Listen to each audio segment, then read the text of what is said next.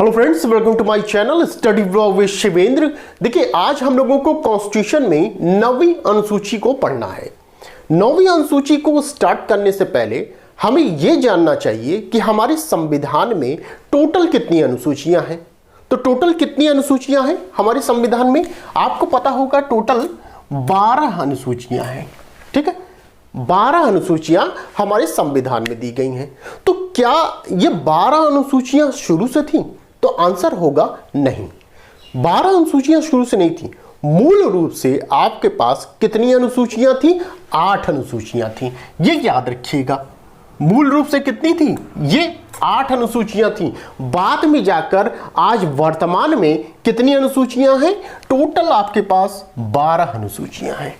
जब आपसे क्वेश्चन ये पूछा जाए कि बताइए कि मूल रूप से हमारे संविधान में कितनी अनुसूचियां हैं, तो आप आंसर देंगे 8 अनुसूचियां हैं। क्लियर? जब टोटल अनुसूची पूछी जाए तो कितना होगा, उसका आंसर कितना होगा? 12 अनुसूचियां हैं। अधिकतर ऐसे भी स्टूडेंट होते हैं जो कि क्वेश्चन को कायदे से नहीं पढ़ते। पूछा गया कि बताइए मूल रूप से कितनी अनुसूचियां हैं हमारे संविधान में। अब उन्होंने देख लिया भैया 12 है, ऑप्शन ए पे देखा 12 है लिखा हुआ, 12 मार दिया। ठीक है, गोला भर दिया कस के। अब ये नहीं सोच रहे हैं कि ये क्वेश्चन पूछा क्या गया है।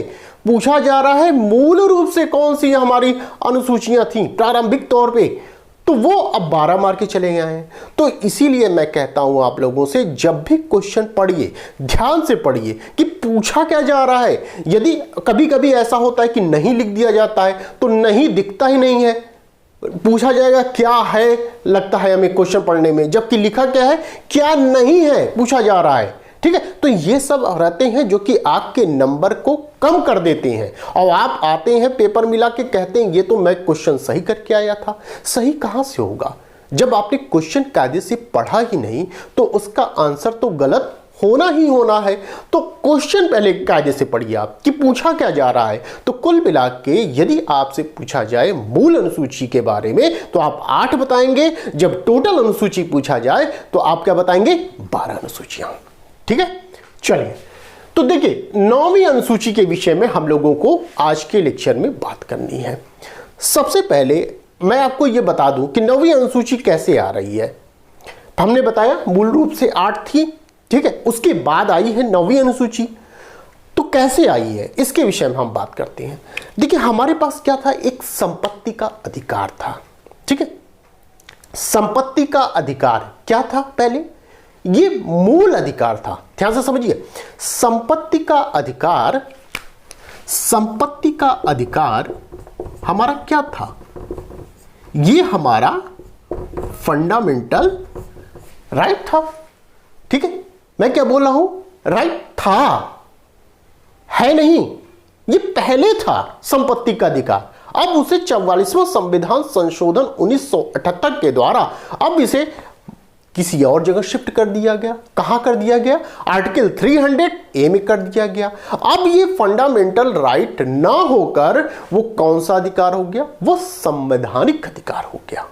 ठीक है, प्री का आपका एक क्वेश्चन यहां से बनता है, कब निकाला गया, कहां शिफ्ट किया गया, क्या अधिकार बना वो। ठीक है, 3 क्वेश्चन आपके, किस आर्टिकल में शिफ्ट किया गया, ठीक है, कौन सा वो अधिकार है, मतलब मूल अधिकार है कि संवैधानिक अधिकार है, और तीसरा कब शिफ्ट किया गया। तो 44वां संविधान संशोधन 1978 के द्वारा उसे निकालकर वहां शिफ्ट कर दिया गया। देखिए ध्यान दीजिए, जब हमारा ये फंडामेंटल राइट था तब क्या होता था कि संपत्ति हमारी कोई छीन ले, मान लीजिए।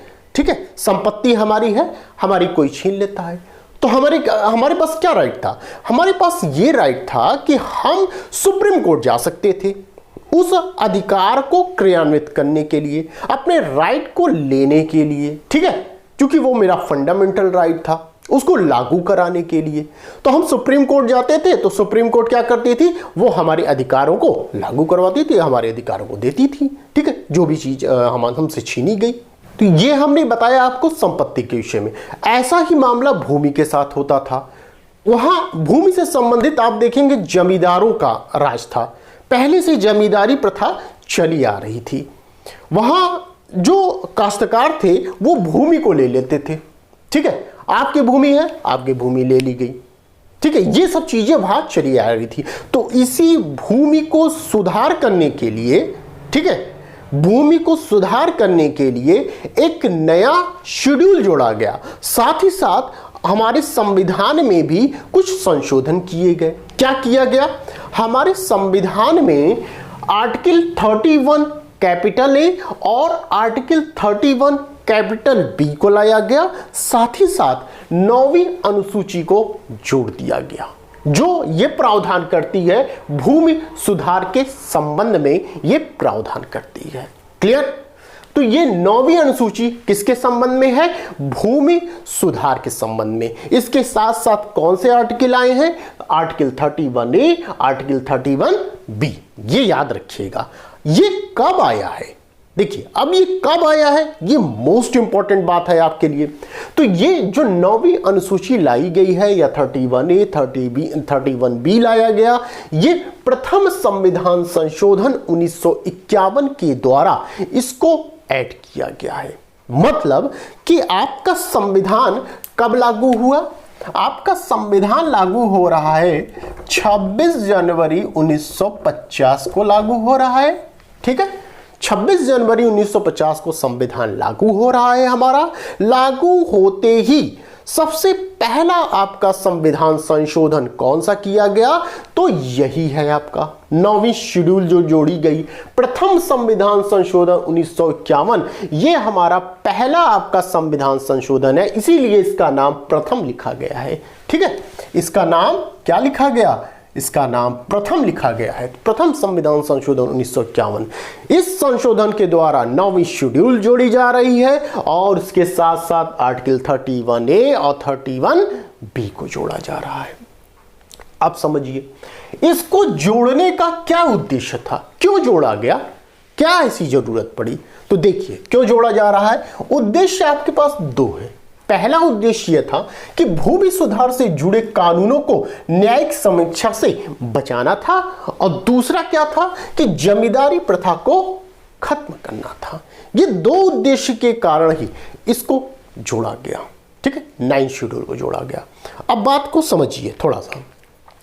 देखिए, 9वीं अनुसूची को जोड़ा जा रहा है और जोड़ने के साथ इसमें यह कह दिया गया कि कोई भी कानून बनाया जाएगा और यदि वो 9वीं शेड्यूल में डाल दिया गया, ठीक है, ये बॉक्स है, जैसे मान लीजिए ये बॉक्स है हमारा, ये कौन सा है? ये हो गया 9वीं अनुसूची। ठीक है, 9वीं अनुसूची है हमारा। तो जो भी कोई कानून बनाया जाएगा और इस बॉक्स में डाल दिया जाएगा, 9वीं अनुसूची में डाल दिया जाएगा, तो उसका न्यायालय न्यायिक समीक्षा नहीं कर सकता है। ये बात कही गई, ध्यान से समझिएगा। कोई भी कानून बनाया जा रहा है और 9वीं अनुसूची में डाल दिया जा रहा है, तो उस कानून की न्यायिक समीक्षा नहीं की जाएगी। ये 9वीं अनुसूची जो है, इसको संरक्षण प्राप्त था। किसका? आर्टिकल 31B का संरक्षण प्राप्त था। संरक्षण किस बात का? संरक्षण इस बात का था कि हमने कोई कानून बनाया, उसको 9वीं अनुसूची में डाल दिया, तो उसकी न्यायिक समीक्षा न्यायालय नहीं कर सकता है। ठीक है, इस बात का यह संरक्षण था। इसको यहां पर ये जब 9वीं अनुसूची लाई जा रही है, उस समय किसका कार्यकाल था? तो ये पंडित जवाहरलाल नेहरू का उस समय कार्यकाल चल रहा था। ठीक है, तब ये चीजें आई हुई थी। ये ध्यान रखिएगा, ये आपसे क्वेश्चन पूछा जा सकता है, तो ये आपको पता होना चाहिए कि जब ये 9वीं अनुसूची जोड़ी जा रही है, तो उस समय 1951 के तहत किसका कार्यकाल था? पंडित जवाहरलाल नेहरू का कार्यकाल था। ये पता होना चाहिए। अब देखिए, हमने बता दिया 9वीं अनुसूची क्या है, कब इसको लाया गया, क्या उद्देश्य था, इतनी चीजों को हमने बता दिया आपको। इस 9वीं अनुसूची का रुतबा इतना बड़ा था कि यदि न्यायपालिका द्वारा किसी कानून को असंवैधानिक घोषित कर दिया जा रहा है और उस कानून को यदि 9वीं अनुसूची में डाल दिया गया, तो वह कानून क्या हो जाता था? संवैधानिक हो जाता था। यहां तक का ये पावर रखता था जो 9वीं जो शेड्यूल थी। ठीक है, ये इतना पावरफुल था आपका 9वीं शेड्यूल। लेकिन आप जानते हैं, कोई भी पावरफुल ज्यादा दिन तक नहीं रहता है। तो आगे चलकर एक केस आती है केशवानंद भारती वर्सेस केरल राज्य 1973। इसमें यह कह दिया गया कि यदि 9वीं अनुसूची में जो भी कानून डाले गए हैं, बनाए गए हैं, यदि वो मौलिक अधिकार या मूल ढांचे का उल्लंघन करते हैं तो उनकी न्यायालय के द्वारा न्यायिक समीक्षा की जा सकती है। ये प्रथम अवसर था जब इसका न्यायिक समीक्षा के संबंध में यहां पर प्रावधान किया गया। वो केस लॉ कौन सी थी? वो केशवानंद भारती वर्सेस केरल राज्य 1973 ये केस लॉ थी। ये इंपॉर्टेंट है, ध्यान रखिएगा। पूछा जाता है कि 9वीं अनुसूची के अंतर्गत कौन सी केस लॉ है, कौन सी नहीं है। ठीक है, ये आपको पता होना चाहिए, प्री के लिए भी और मेंस के लिए भी, दोनों लहजे से आप, ये इंपॉर्टेंट है आपका 9वीं शेड्यूल, ध्यान रखिएगा। तो ये हुई बात केशवानंद भारती की। आगे चलकर हम पढ़ते हैं वामन राव वर्सेस भारत संघ 1981। देखिए यहां पे सन ये याद रखिएगा, केशवानंद का मामला कब है? 1973 का है। वामन राव का मामला कब का है? 1981 का है। इसमें यह कह दिया गया कि जो आप 1973 के पहले जितने कानून थे वो तो यथावत बने रहेंगे, वैसे ही बने रहेंगे, लेकिन जो 1973 के बाद के जो कानून हैं उनकी न्यायालय न्यायिक समीक्षा कर सकता है। ये कब कहां कहा गया? ये वामन राव वर्सेस भारत संघ में कहा गया।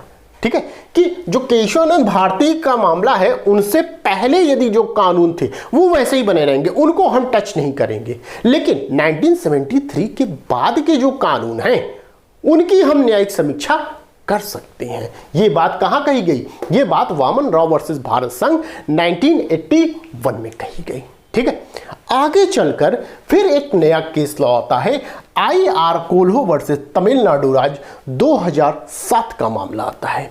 इसमें यह कह दिया गया, इनके बातों को तो इसमें पुष्ट किया ही गया, जो वामन राव ने अपने मामले में यहां पे कहा गया, डिसीजन सुनाया गया, उनकी बातों को इस केस लॉ के माध्यम से पुष्ट किया गया। साथ ही साथ यह भी कह दिया गया कि कोई कानून बनाया गया है, ठीक है, और उसे 9वीं अनुसूची में डाला गया है। ध्यान रखिए, कानून बनाया गया और कहां डाल दिया? 9वीं अनुसूची में डाल दिया गया। और वह कानून क्या करता है? आर्टिकल 14, 19, 21 का हनन करता है या उल्लंघन करता है, तब उसकी न्यायिक पुनरीक्षण किया जा सकता है। और यदि यह पाया जाता है कि भैया जो कानून बनाया गया है वो इनका उल्लंघन कर रहा है, तो उस दशा में उस कानून को क्या कर दिया जाएगा? नेस्ते नाबूद कर दिया जाएगा, अर्थात निरस्त कर दिया जाएगा। समझ में आई बात? देखिए क्या कहा जा रहा है, IR कोल्हो में इनकी बातों को पुष्ट किया गया। पहली चीज कि हाँ भाई, जो वामन राव के मामले में बातें कही गई वो सही कही गई हैं, हम सहमत हैं, पहली चीज।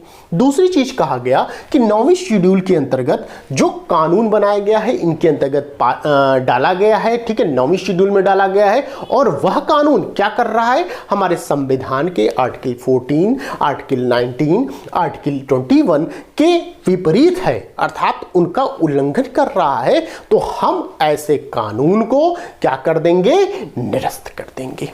ये बात कहां कही गई? ये बात IR कोल्हो के मामले में की गई। ठीक है, तो इस तरह हमने 9वीं शेड्यूल को पढ़ा यहां पर। तो यहां इंपॉर्टेंट जो बात है आप ये याद रखिएगा कि कब इसे जोड़ा जा रहा है 9वीं शेड्यूल को, क्या मामला है, ये 9वीं शेड्यूल किससे संबंधित है, ये आपको पता होना चाहिए। साथ ही साथ आर्टिकल भी इसका ये पता होना चाहिए कि इनको भी इसके साथ जोड़ा गया है, और इसके साथ साथ आपको ये केस लॉ भी पता होना चाहिए। इंपॉर्टेंट है प्री के लिए भी और मेंस के लिए भी। ठीक है, अब ये हमने बताया आपको 9वीं शेड्यूल के विषय में। यदि आपको यहां तक चीजें समझ में आई हो तो प्लीज चैनल को सब्सक्राइब कर दीजिएगा, लाइक कर दीजिएगा और शेयर कर दीजिएगा। साथ ही साथ ये हमारा नंबर है, यदि आपको क्लास ज्वाइन करनी है, अभी मैं कॉन्स्टिट्यूशन पढ़ा ही रहा हूं, ठीक है, तो सिर्फ आपको कॉन्स्टिट्यूशन पढ़ना है तो आप क्लास ज्वाइन कर सकते हैं, या आपको पूरी JLO की क्लास चाहिए, UP APO की, राजस्थान जुडिशरी या किसी भी स्टेट की क्लास ज्वाइन करनी हो तो आप बताए गए नंबर पर कॉल या व्हाट्सएप के माध्यम से क्लास को ज्वाइन कर सकते हैं। और ये टेलीग्राम ग्रुप है हमारा शिवेंद्र लॉ स्टडी के नाम से, इसको भी आप ज्वाइन कर सकते हैं। ठीक है, तो बस आज के लिए इतना ही, फिर मिलते हैं नेक्स्ट वीडियो में। Thank you.